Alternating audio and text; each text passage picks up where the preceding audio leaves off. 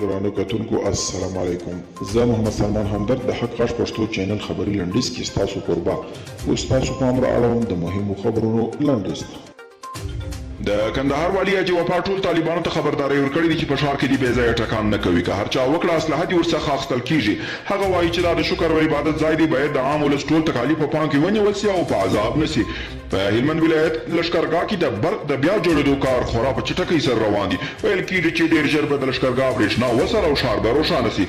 د کابل ادارې مذاکراتي ټیم غړي سلام رحیمي ورور او د لوګر ولایت تسلیم شوی والي قیم رحیمي د طالبانو له لوري د لوګر د والي مولوي احمد علي جان سره تر تسلیمېدو وروسته ناست دي.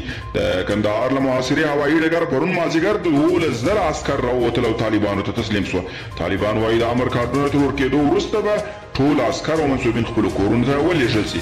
نیویارک ټایمز لیکي د اسماعیل خان تسلیمي به ډېر نور سرکاري جنګسالاران دې ته واچوي چې د ده لاره تعقیب کړي. اخبار لیکي د اسماعیل خان ډراماتیک تسلیمېدل لوبه بدله کړه او اوس به زیات جنګسالاران د ځان د خلاصون لپاره ورته شان سوچونه او فکرونه وهي. او د اشرف غني مخکینی لومړی مرستیال مارشال دوستم مزار شریف کې خبریالانو ته ویلي چې بلخ د ټول افغانستان دروازه ده او ټوله هڅه یې دا ده چې دا دروازه وساتي او د طالبانو پر وړاندې ولاړ دی.